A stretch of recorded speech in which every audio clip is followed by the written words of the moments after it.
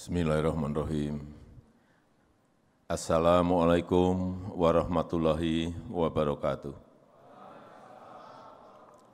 Selamat pagi, salam sejahtera bagi kita semuanya. Om Swastiastu, Namo Buddhaya, salam kebajikan. Yang saya hormati Ketua dan Pimpinan Lembaga Negara yang hadir, yang saya hormati para Menteri Kabinet Indonesia Maju, yang saya hormati Gubernur Banten beserta para Bupati dan Wali Kota,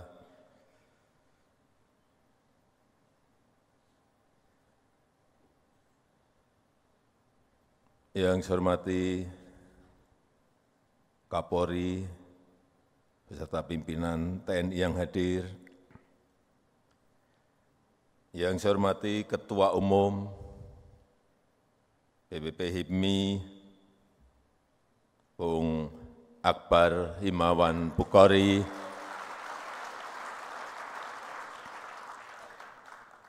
pendiri dan senior HIPMI, Bapak Abdul Latif, beserta para senior yang tidak bisa saya sebut satu persatu,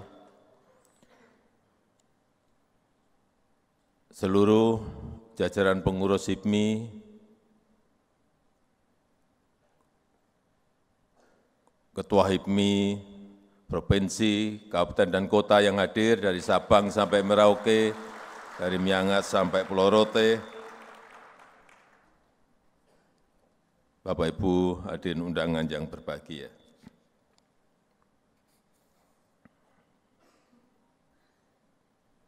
Tadi yang disampaikan oleh Bung Akbar betul.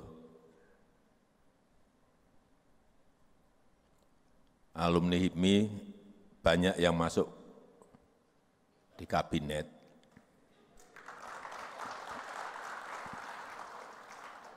Ada Pak Sandi,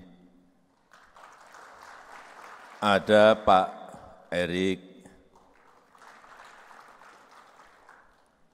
ada Pak Bahlil, ada Pak Rosan yang baru saja, ada Pak Dito juga, Pak Dito HIPMI juga, dan juga ada Presiden.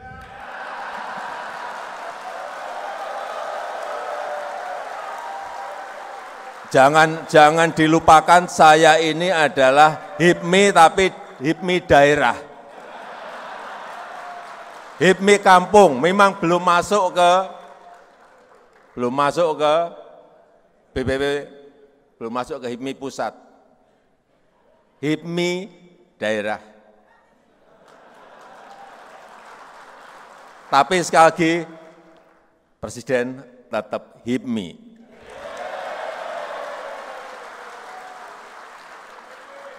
Jadi tadi kalau Pak Ketua Umum menyampaikan minta arahan Presiden, kalau saya mengarahkan nggak salah.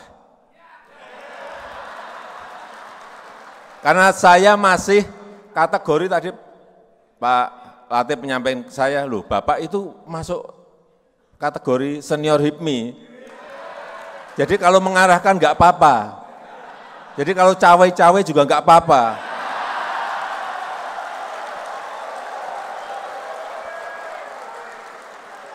Karena kan di keluarga kita sendiri kan.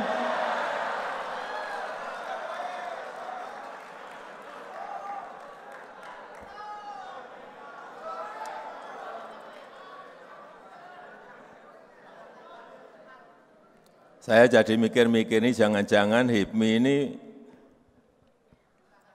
sudah menjadi himpunan para menteri Indonesia. Karena dari HIPMI menterinya banyak sekali, terlalu banyak. Tapi enggak apa-apa, kalau masih punya kesempatan saya, Bung Akbar saya masukkan jadi HIPMI lagi.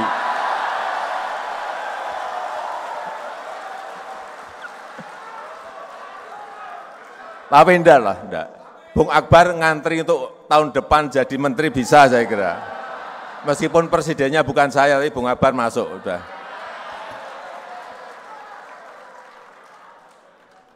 Yang kedua tadi Pak Ketua HIPMI menyampaikan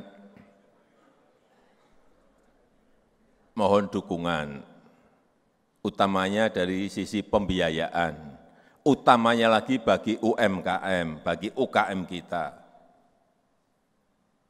Perlu saya sampaikan bahwa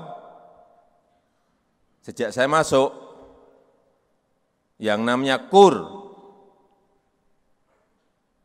tahun ini diberikan jatah 460 triliun. Dengan bunga hanya 6%. Saya enggak tahu di sini ada yang dapat enggak.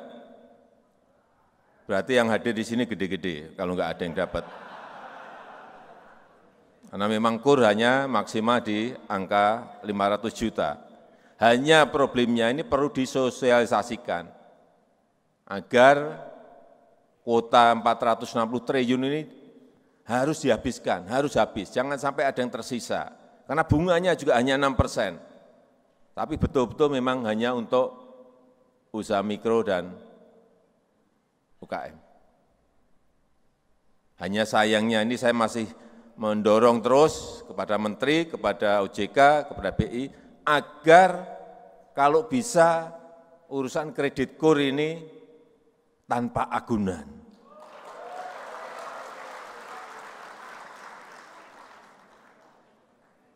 Mestinya harus menggunakan sistem kredit scoring. Mestinya seperti itu. Karena sudah 145 negara untuk UMKM itu menggunakan sistem kredit scoring. Melihat skornya, melihat karakternya, baik enggak, beri 500 juta, beri 300 juta, beri 100 juta. Mestinya seperti itu. Karena pengusaha-pengusaha muda yang baru berangkat untuk masuk ke dunia usaha, biasanya belum memiliki aset, belum memiliki kolateral, belum memiliki agunan. Jadi kalau peluang diberikan dengan sistem kredit scoring itu akan lebih memudahkan. Dan ini akan terus saya dorong.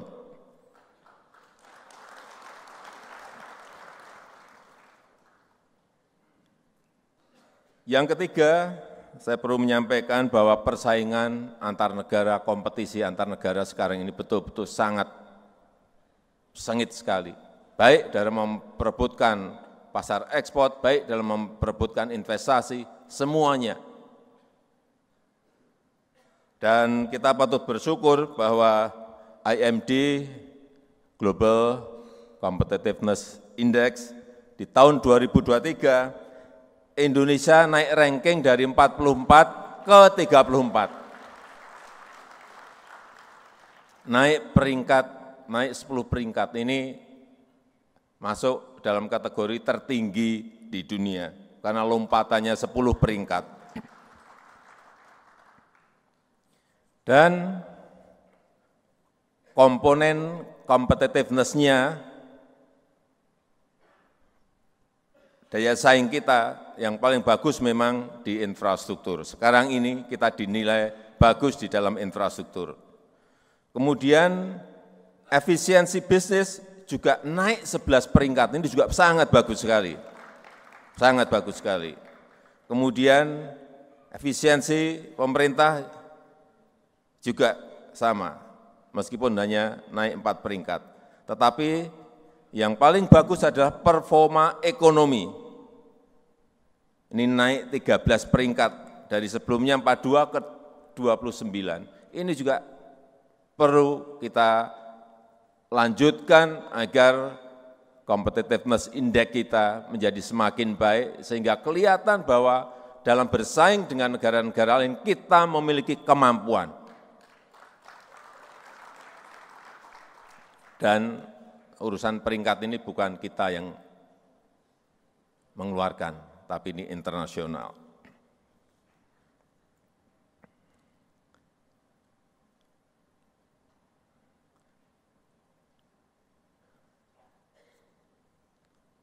Kemudian yang berkaitan dengan hilirisasi.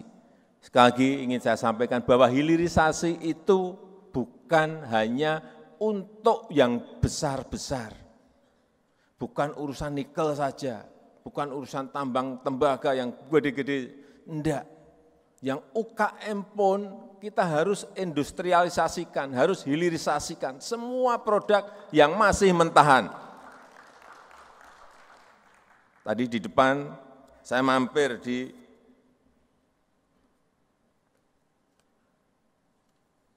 Stanya Banten. Di situ ada barang seperti ini.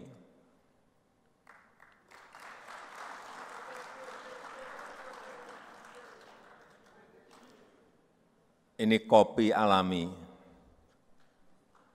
yang tanaman kopinya ada di Provinsi Banten. Tapi yang saya lihat bagus, setelah roasting, kemudian masuk ke packaging seperti ini sangat luar biasa. Packagingnya bagus sekali, brand yang ada di sini, Haji Rocker Cafe, ini bagus sekali.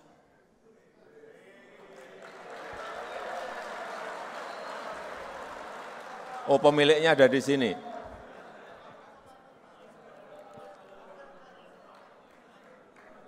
Barang-barang seperti ini, kopi itu tidak hanya di Banten saja, di seluruh daerah kita memiliki kopi yang bermacam-macam, baik Robusta maupun Arabica, ada semuanya.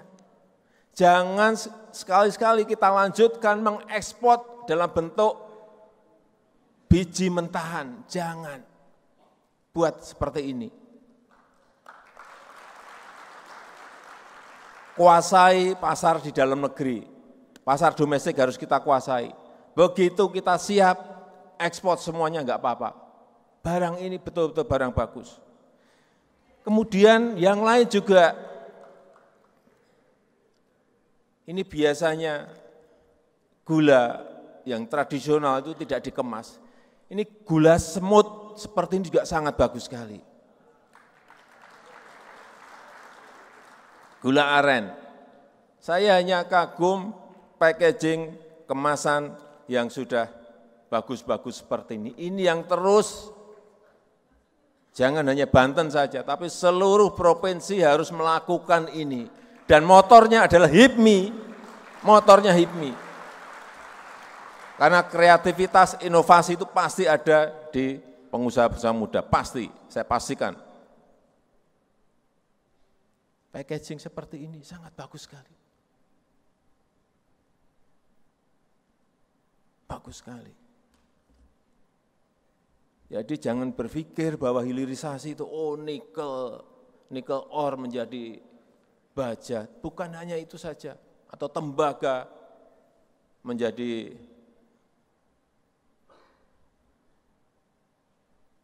copper foil. Bukan hanya itu saja, yang seperti ini harus semuanya. Saya melihat rumput laut juga banyak yang belum dihilirisasikan. Kita ini nomor 2 di dunia rumput laut. Tapi ekspornya mentahan. Saya cek kemana ini mentahan? Ke Filipina, ke Thailand. Kenapa enggak buat industri sendiri di sini?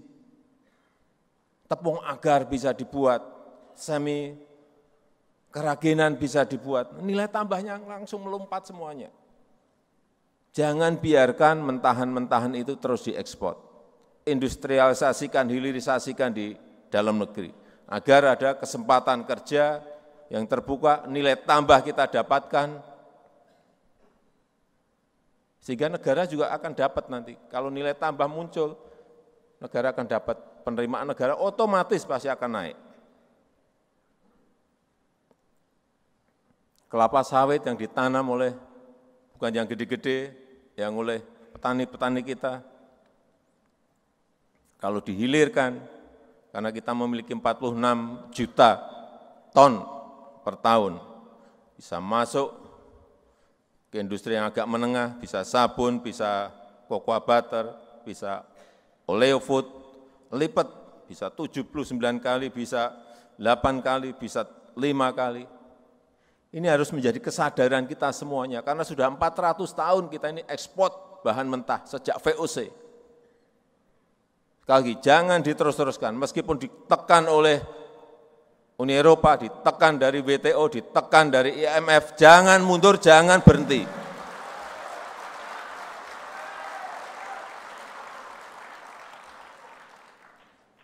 Dan nanti akan saya pesan juga kepada presiden berikut yang akan datang. Akan saya pesan, jangan sampai menghentikan yang namanya hilirisasi. Rugi besar kita.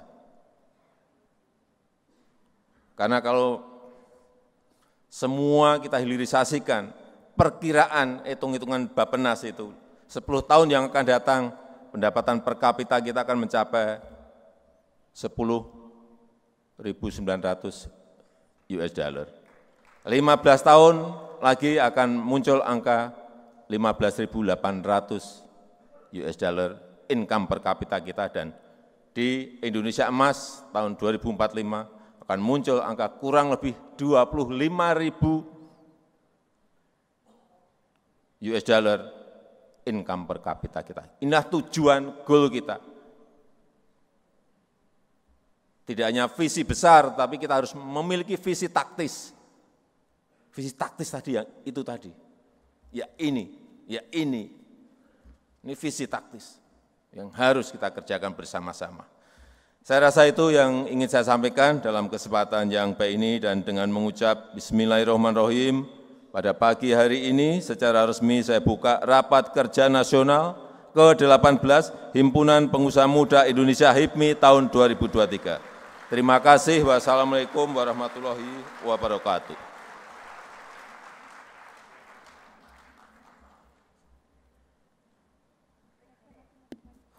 Terima kasih Bapak Presiden, dimohon untuk tetap berada di atas panggung. Kami mempersilahkan untuk naik ke atas panggung Mensesnek, Menteri Investasi, Menkop UKM, Ketua Umum BPP HIPMI, pendiri HIPMI, PJ Gubernur Banten, serta Ketua Panitia Pelaksana Rakernas.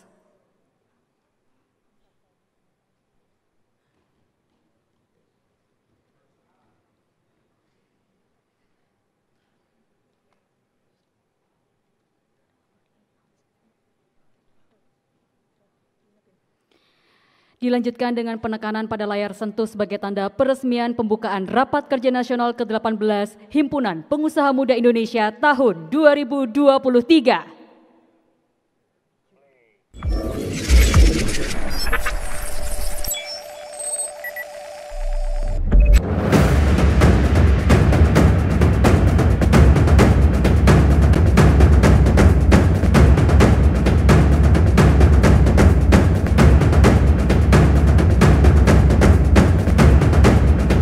Terima kasih sudah nonton, jangan lupa like, subscribe, dan share ya!